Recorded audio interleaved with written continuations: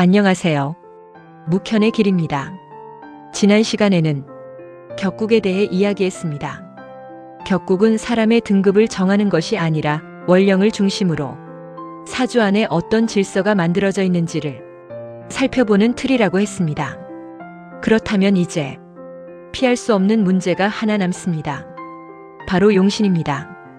명리를 공부한 사람이라면 누구나 한 번쯤 이런 말을 들어봤을 겁니다. 당신 사주는 화가 용신입니다. 이 사주는 수가 필요합니다. 목이 부족하니 목을 써야 합니다. 그런데 여기서 한번 생각해 볼 필요가 있습니다. 용신은 정말 부족한 오행을 채워주는 것일까요? 오늘은 우리가 너무 익숙하게 사용해 온 용신이라는 말을 자평의 자리에서 다시 한번 살펴보겠습니다. 먼저 한자부터 보겠습니다. 용신. 용은 쓸 용입니다. 무엇을 사용한다는 뜻입니다. 신은 귀신 신입니다. 그렇다고 여기서 신을 귀신이나 신령으로 이해할 필요는 없습니다. 옛 문맥에서 신은 묘한 작용이나 핵심적인 작용을 가리키는 말로도 쓰였습니다. 그러므로 용신이라는 말에서 우리가 먼저 주목해야 할 글자는 오히려 용입니다. 무엇을 쓸 것인가? 바로 이 문제입니다. 자평진전을 공부하면 아주 중요한 명제를 만나게 됩니다. 용신은 원령에서 구한다. 여기서부터 오늘날 흔히 사용하는 용신 개념과 조금 다른 느낌이 생깁니다. 왜 굳이 원령에서 구할까요? 지난 두 편을 기억해 보겠습니다. 첫 번째가 원령제강이었습니다. 원령을 통해 사주의 큰 줄기를 잡았습니다. 두 번째가 격국이었습니다. 원령을 중심으로 사주가 어떤 구조를 이루고 있는지를 살펴봤습니다. 그러니 자평의 흐름에서 용신은 갑자기 하늘에서 떨어지는 개념이 아닙니다. 원령에서 출발하고 격국을 거쳐 그 구조에서 무엇을 어떻게 쓸 것인가를 보는 것.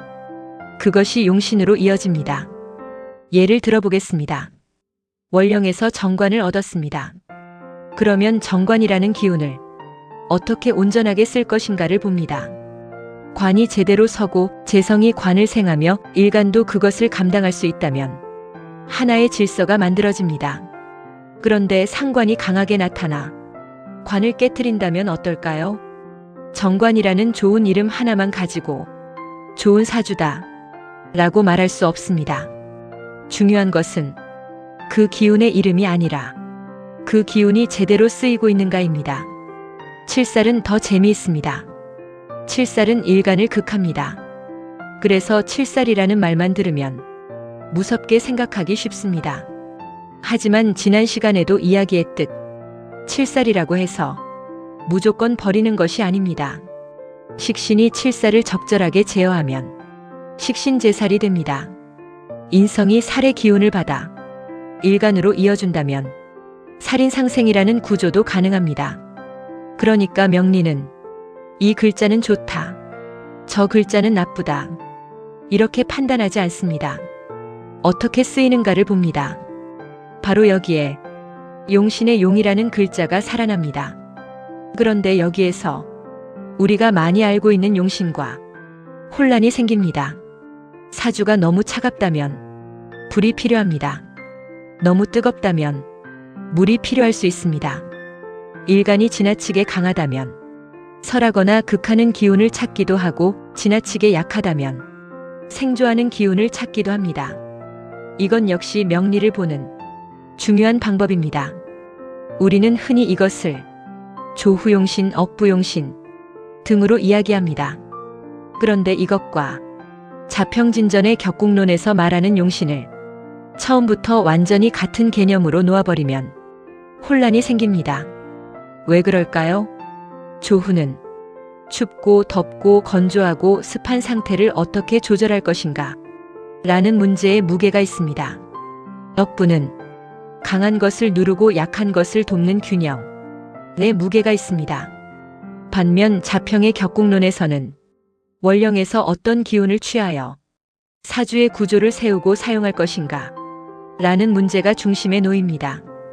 바라보는 출발점이 조금씩 다른 것입니다. 예를 들어 겨울에 태어난 병화가 있다고 해보겠습니다. 궁통의 관점에서는 추운 계절 속에서 병화가 어떻게 살아날 것인가를 생각하게 됩니다. 한난조습을 살피고 필요한 기운을 찾습니다. 그런데 자평의 격국론에서는 거기에서 한 걸음 다른 질문을 합니다. 월령이 무엇이며 그 월령에서 어떤 십신을 얻었는가? 그것이 투출했는가? 사주 전체에서 그 기운이 어떻게 작용하고 있는가? 그리고 그 구조가 성립하는가 깨지는가를 살핍니다. 같은 사주를 보면서도 질문이 다른 것입니다. 그렇다고 어느 하나는 맞고 다른 하나는 틀렸다는 이야기는 아닙니다. 지난 월령제강 편에서 이야기했던 것처럼 하나는 질서를 보고 다른 하나는 상태와 조건을 봅니다. 사람 하나를 보더라도 그 사람이 맡은 역할을 보는 것과 그 사람이 지금 춥고 배고픈지를 보는 것은 다른 문제입니다. 둘 다 필요할 수 있습니다. 다만 서로 다른 질문에 대한 답을 하나의 용신이라는 말로 뒤섞어버리면 명리가 오히려 흐려질 수 있습니다. 그래서 누군가 당신의 용신은 목입니다. 라고 말한다면 저는 그 다음 질문이 필요하다고 생각합니다. 무슨 관점에서 목이 용신이라는 것인가? 격국을 말하는 것인가? 억부를 말하는 것인가? 조후를 말하는 것인가? 이 질문 하나만 할 수 있어도 용신 공부는 이미 한 단계 깊어진 것입니다. 그리고 여기에서 더 중요한 문제가 하나 생깁니다. 용신을 찾았다고 해서 모든 것이 끝날까요? 그렇지 않습니다. 용신도 혼자서는 제 역할을 하지 못할 수 있습니다. 용신을 돕는 글자가 있을 수도 있고 용신을 보호해야 할 수도 있으며 용신을 해치는 글자를 제어해야 할 수도 있습니다. 그래서 자평진전의 격국론을 따라가다 보면 자연스럽게 또 하나의 개념과 만나게 됩니다. 바로 상신입니다. 저는 용신과 상신의 관계를 이렇게 생각하면 이해하기 쉽다고 봅니다. 좋은 장수가 있다고 해서 전쟁에서 반드시 이기는 것은 아닙니다. 장수가 능력을 발휘하려면 그를 도울 사람도 필요하고 군량도 필요하고 길을 열어주는 사람도 필요합니다. 용신이 쓰임의 중심이라면 그 쓰임이 제대로 이루어지도록 도와주는 역할이 필요합니다. 그것이 무엇인지 살펴보는 것이 다음 이야기입니다. 그래서 오늘은 용신 하나만 기억하기보다 용신을 바라보는 질문 하나를 기억했으면 합니다. 내 용신이 무엇인가? 그 질문보다 먼저 나는 지금 어떤 의미의 용신을 말하고 있는가? 이 질문이 필요합니다. 명리를 오래 공부할수록 용신 하나를 찾아내는 것보다 왜 그것을 써야 하는지를 설명할 수 있는 것이 중요해집니다. 월령을 보고 격국을 살피고 생극재화의 흐름을 본 뒤 왜 이 기운을 취하여 쓰는가? 그 이유가 설명되어야 비로소 용신이라는 말에 힘이 생깁니다. 월령제강에서 우리는 큰 줄기를 잡았습니다. 격국에서는 그 안의 구조를 살폈습니다.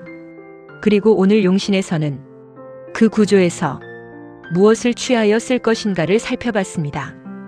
그렇다면 다음 질문은 자연스럽습니다. 그 쓰임을 누가 도와주는가? 다음 시간에는 자평 격국론을 이해하는 데 매우 중요한 상신에 대해 함께 생각해 보겠습니다. 오늘도 함께 공부해 주셔서 감사합니다. 묵현의 길이었습니다.